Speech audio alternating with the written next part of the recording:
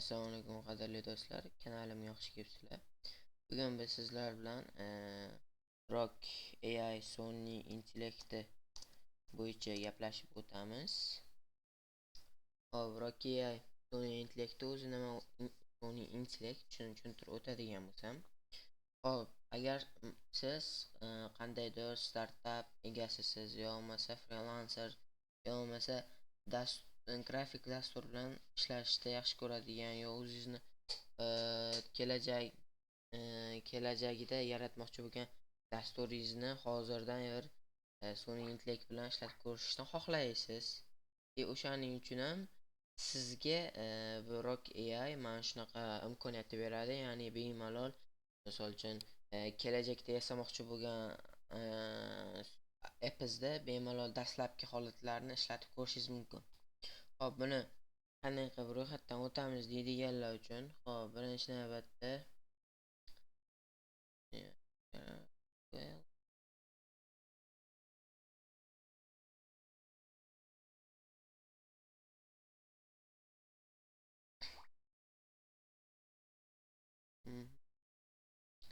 boshqa ekan.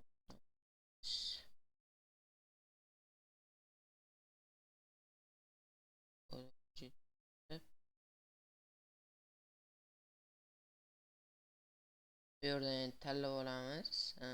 Endi nimadan bo'lsa ham other'da ketaman. Senior coding.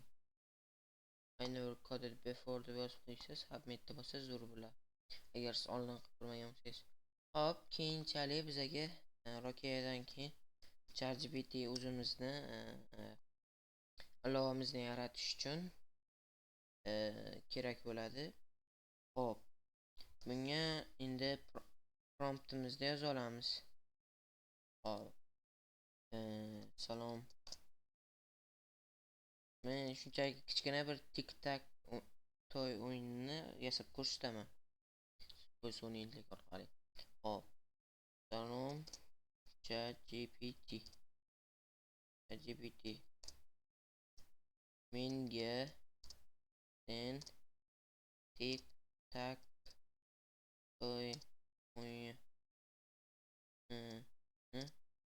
Rock AI sun'iy intellektida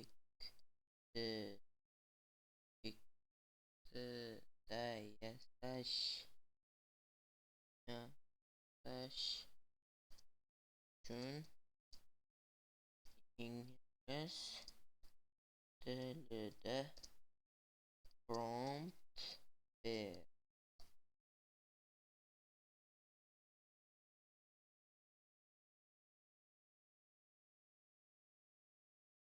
Mana shuni qo'ysam,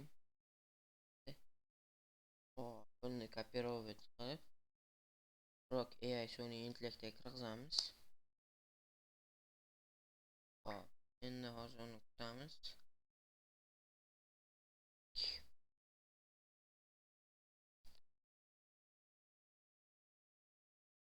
Endi mana yaratishni boshlab ketadi.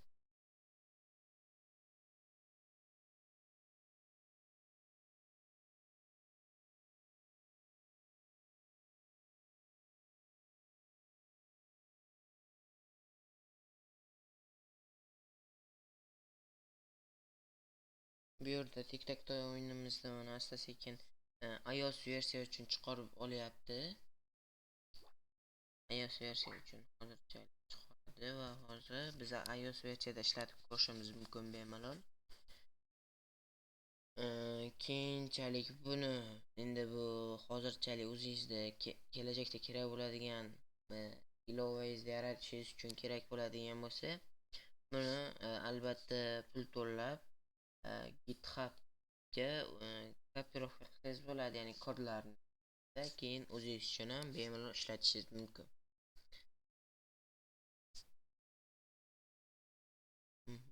Ko'ramiz.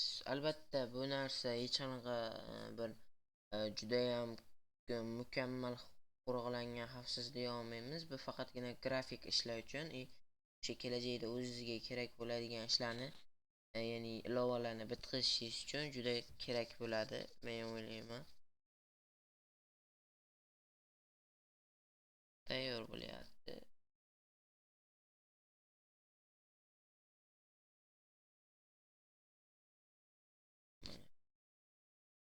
Loading bo'lyapti. Endi hozir bizga chiqarib beradi bu.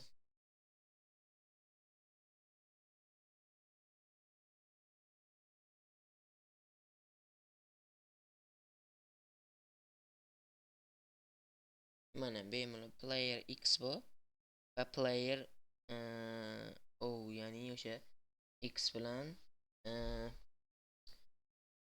nuqtacha, ya'ni 0. Hop, X bu yerga yurdi. Endi O ni to'rni O bu yerga yuradi. Va X endi bu tomonga yuradi. O buni himoya qilish uchun bu tomonga yuradi.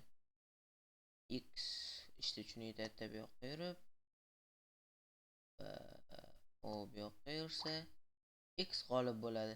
Yana qaytadan o'yin o'ynaydigan bo'lsak, X bunda yuryapti, O bunda yuradi. X bunda yurgan vaqt O bunda yuradi. X bunda yurganda O kesib o'tadi. Mana shunaqa sodda emas-ku, lekin yaxshi ilovalarni ham o'zingiz uchun bemalol sinab ko'rib, ishlatib ko'rishingiz mumkin. Men o'ylayman, bugungi videomiz siz uchun juda ham yaxshi bo'ldi deb o'ylayman va keyingi videolarimizda va shu videolarimizga like va komment yozib, obuna bosib qo'yishni esdan chiqarmaysizlar degan umiddaman. Xayr, e'tiboringlar uchun rahmat.